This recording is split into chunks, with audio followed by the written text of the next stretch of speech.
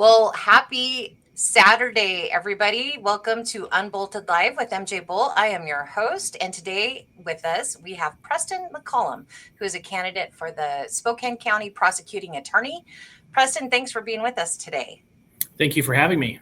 You bet. You bet. So I've had the privilege of interviewing both of our candidates that are running for this position. And just as a caveat, because this is an unusual appointment election process, since this is a county-wide partisan position, it goes through the Spokane County Republican Party, and the PCOs actually get to select their endorsed or candidate that they want to move forward, and that goes to the county commissioners. So we're going to put this out on social media so people are aware of our candidates, but only the PCOs actually get to vote in this, and that would be next Saturday. So if you're watching this, we want you to be informed and talk to your PCOs about who they plan on selecting for next week's endorsement assembly. So again, Preston, thanks for being with us. We want people to get to know you. So tell us about yourself, your background, and why you are running for this position. What motivated you to run? Well, a little bit about myself. Obviously, my name is Preston McCollam. I'm currently the acting prosecuting attorney for the county. Prior to that, I served for nearly 2.5 years, or right exactly 2.5 years, as the chief criminal deputy, meaning I supervised the criminal division, which includes our domestic violence unit, juvenile, sexual assault, major crimes, district court, our appellate unit, as well as property and drug units. When fully staffed, our criminal division has 52 lawyers. And now, obviously, I'm supervising and managing the entire office, which includes a civil division that has 13 attorneys and a family law division, which presently has, I think, between 5 and 6 lawyers right now.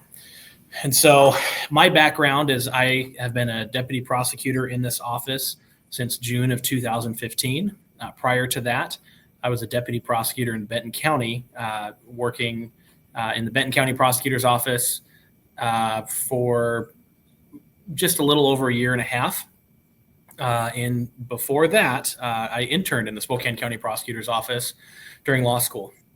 I'm a Gonzaga grad. I went to Eastern Washington University for undergrad. Originally from Southern Oregon, but moved up here in 2006. During that process, I met my beautiful wife, Mackenzie. She's from Deer Park, and we wanted to raise our family here. So we went to Benton County for about 1.5 years, just shy of 2 years. And when my wife became pregnant with our oldest, we wanted to move back to Spokane. So I started looking at ways to get back into the prosecutor's office here, and ultimately was able to do so in June of 2015. During that time, I moved through various parts of the office. I was in the district court unit, which is our misdemeanors and gross misdemeanors, and then quickly moved my way onto felonies. Before I took the management position or was appointed by Mr. Haskell as the chief deputy, I worked in our major crimes and gang unit. So my background there is guns, gangs, drugs, and murder. It was a lot of what I did during that time period. I don't know how relevant it is. Obviously before law school, during undergrad, I worked for the U.S. Forest Service as a sawyer and a firefighter on a wildland fire crew. So I did that for 3 seasons in Alaska and then 2 seasons in Southern Oregon. And so I was a squad boss and a firefighter type 1, and did a lot of those activities and got sent to fires all over the country, including in Canada, and did a lot of stuff up in Alaska with aviation and aviation management as we dealt with a lot of what was occurring in that area. So not directly on point for the law, but very helpful to me as I learned management experience and learned how to lead people in times of crisis when there's fire all around you, or when your helicopter's not traveling too well at high altitude. So anyways, that's a little bit about me. And then I think the final piece of your question is, why am I running for prosecutor? Yes. I'm running for prosecutor because I live in this community. I have 4 children, and my wife and I want to raise our kids in this community, and we want to raise our kids in a place that we could be proud of, in a place that our kids can be safe. I know right now, I don't take my kids to downtown Spokane. I don't feel, comfortable walking through the park, especially in the evening hours.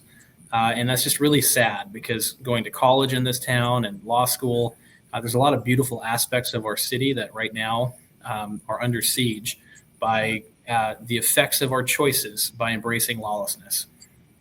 Yeah, for sure. And we are all with you. I don't live in downtown Spokane, but I live in Spokane Valley, and we want to see this turn around. We do not like this trend that we're seeing, for sure. So, Preston, what is your vision for the county or the county prosecuting office? So my vision for the office is that, one, I want to expand, I guess, our impact and connectivity with the community. I think something that our office perhaps has not done so well these past few years, or maybe ever, and no disrespect to former prosecuting attorneys, but right now, with as quickly as our laws are changing, as quickly as our demographics are changing in terms of what's acceptable and not acceptable, I think it's more important now than ever to be transparent in decisions that we make. Why we're pursuing certain crimes and not others, and explaining to the community the impact of a lot of the laws that are coming out of Olympia. So my vision would be to expand the advocacy that we have at a statewide level and really highlight for our community the impacts of some of this legislation. And so, for instance, this last legislative cycle, we saw a number of tools from law enforcement get attacked. One of them is firearm enhancements on violent crime. Another one was sentencing considerations for certain sex offenses. It shocks me every legislative cycle that if you are a felon, particularly a violent felon who's committed crimes with a gun, or a sex offender, or a pedophile, you have better representation in Olympia than most average citizens. And those individuals are more aware of what's going on with a lot of that legislative cycle than the average citizen on the street. And so I think that needs to change. And that's something that I believe I can do as a prosecutor, is help highlight some of those impacts. The other, vision and goal for the office is to navigate through these perilous times where we've had a number of changes by our state Supreme Court in caseload standards for defense. By reducing those standards, the net effect of that is going to be to flood our streets with criminals because we do not have the capacity to absorb these changes on a statewide level. And so everybody's kind of crying and pulling the alarm right now. But even as early as a year and a half ago, there were judges on the west side that were highlighting and imploring the court to not make these changes because it would result in individuals getting released, justice not getting done, and crime victims' voices not being heard. And so that's an area of concern for me. And then finally, one of my primary goals is marshaling our limited resources and making sure that we're identifying the worst of the offenders, we're identifying the worst of the drug traffickers, and making sure that we're deploying our resources appropriately so that we're wisely using the money and the people that we have to get at the worst criminals in our community. Yeah, for sure. Very, very important. So, Preston, why do you believe people should vote for you over your opponent in this race? I think the primary thing that I bring to the table as opposed to my opponent is relationships. The support that I have from our law enforcement community, as well as the confidence of our elected officials, is very important, and it's very telling. As a deputy prosecutor, I had occasion to work with nearly every law enforcement agency in our region, from federal task forces all the way down to individual municipalities in the county and out of the county. And so I have a broad base of support from the major crimes detectives of our primary departments. They've endorsed me unequivocally, and they did it early, especially once they found out who my opponent was. I think that should be very telling to individuals who are looking at who to vote for. Is go talk to the guys and gals that are in the street day in and day out, who are at the crime scenes, who are solving these crimes, and then have to go to court and advocate to prove their work to a jury. And I could tell you that based on the individuals who have endorsed me, the law enforcement associations, the Deputy Sheriff's Association, the Police Guild for purposes of this appointment, and the lieutenants and captains associations of each Spokane Police Department and the Sheriff's Office, they have confidence in my ability to lead in the midst of chaos. They have confidence in my ability to distill the facts and appropriately apply my discretion. And I think that should be very indicative and informing to individuals that are looking at, hey, who's the right choice for this? I can say, my opponent's one of the things that he's very conscientious of is the number of trials that he's done. I think that's important, and he should have done that number of trials during the time period that he was a prosecutor. But given the level of that experience and how many trials he's had, you would think that if this is the person law enforcement supports, that they would be doing that. And they're not. They're endorsing me. They're supporting me because they've seen how I do things and why I do things. It's been said, that's one of my favorite quotes, that if you want to test a person's character, right, and the standard is, nearly all men can withstand adversity. You could go through tough times, but if you truly want to test a person's character, you give them power and you see what they do with it. And I would submit to the voters and submit to the PCOs that when entrusted with power and responsibility, I utilize it wisely. And I've been very blessed with opportunities from, dealing with our elected officials all the way down to, the lowliest law enforcement official on the ground. They know that I work hard, that I work with them, and that the goal is to achieve justice. And so that is why I believe individuals should vote for me over my opponent. Great. Yeah, very important points for sure. So, Preston, assuming that you get appointed to this position, and again, I'm just going to reiterate, the PCOs have a part in this process next Saturday where they will vote on their prioritization of the candidates who they want to be in that office. And then that goes to the county commissioners, the Spokane County commissioners, and they ultimately decide, right, on who they will appoint for that position.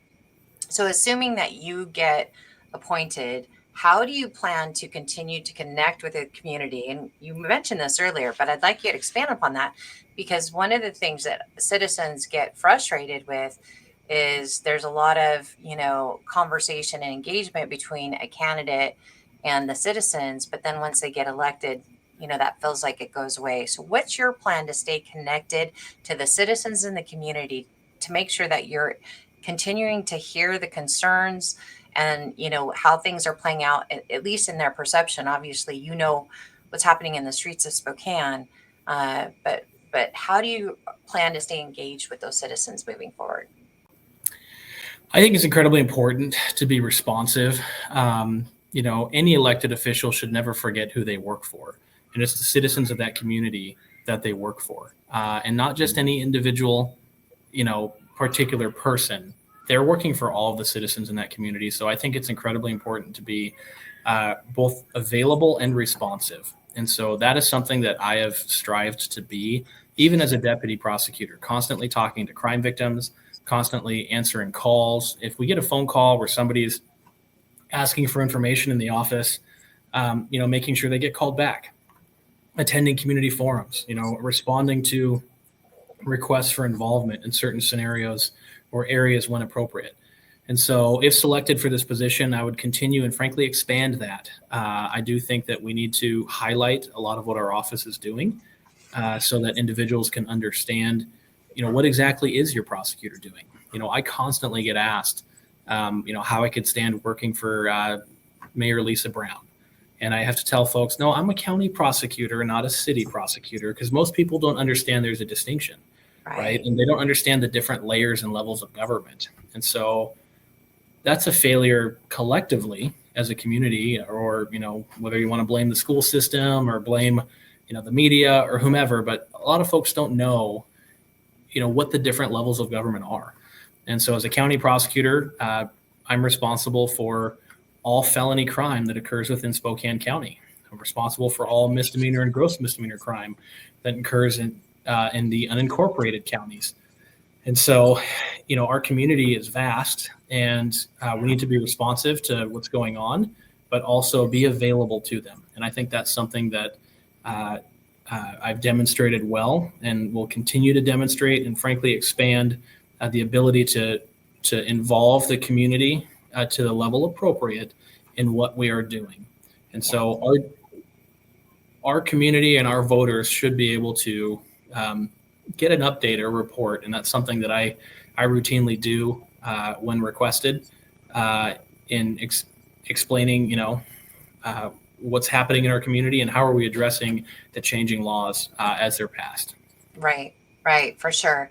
And the state of our city right now is really, as you mentioned in your opening comments about you don't want to take your kids downtown. I think that so many of us feel like that. We're so concerned about the trend of where our city is going. This is of primary importance. This is so important what happens, and that we have great leadership in our prosecuting office to help try to get this direction, this trend going a different way, right? We have to change it. I mean, right now, when you look at crime statistics, I know that the latest report that came out says, well, crime is down. And take homicides, for instance. The Washington Association of Prosecuting Attorneys just did a social media post saying, yes, homicides technically are down statewide a little over 300. But 10 years ago, 11 years ago, they were half that number, right? So Wow. I don't think we should be celebrating that, hey, crime's down, but we're still twice what we were 10 years ago. There have been good things that have happened, but over the last 10 years, law enforcement has been stripped of so many tools that allow us to address violent crime and drug crime in the city. I think we've proven through, just the experience, just the change in downtown, that our experimentation with decriminalization and de-emphasizing drug crimes is an absolute failure, both for the state of Washington and the state of Oregon. And so right now we are an exporter of drugs, exporter of drug crimes, and that really needs to change. Yeah, for sure. Preston, final comments. Is there anything else that you want to make sure that your voters or the PCOs know before this important process happens next Saturday? I think more than anything, I want them to know that I will be an engaged leader, an engaged prosecutor, and more than just myself being engaged, I will be working to make sure others are, that our community gets engaged, because these are issues that impact our entire community. And while we entrust, a few chosen leaders to make decisions, we have to make sure that the community knows why we're doing what we're doing, and frankly, get them involved. When we're talking about crime and legislation, it's easy to take a soundbite and say, oh, well, that guy's right or left. And rather than focusing on that, let's talk about the impact of that legislation on our community. So as a county prosecutor, I do believe that I can have an important voice and role in talking to our legislators about legislation, the impacts of it, what it's going to do to my people, what it's going to do to law enforcement, because so often we'll get a law or a directive come out of Olympia that completely wrecks our ability to address certain areas of crime, or completely wrecks our ability to hold people accountable. So more than anything, I think I want people to know, as a county prosecutor, I will attack the barriers to accountability that get erected all around us, whether it comes from Olympia, whether it comes from the city, and even if it comes from the county level. But I do think that we have a really great team at the county, especially with our current leaders, our board of county commissioners. They're aware of these issues, and they're doing the best they can to grapple with limited resources to address all of the areas of obligation that they have.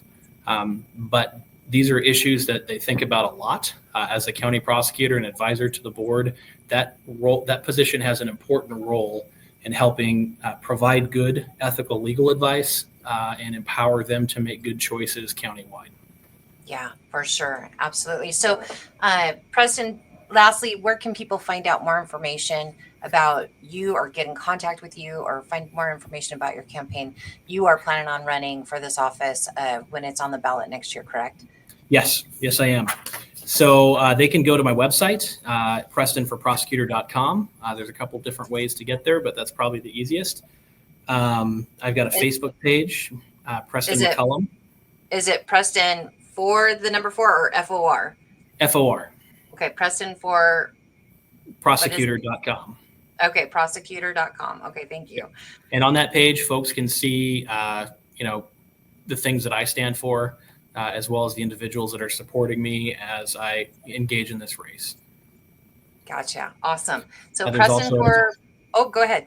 I'll say there's also an email address on there, and I'm checking all those emails as they come in.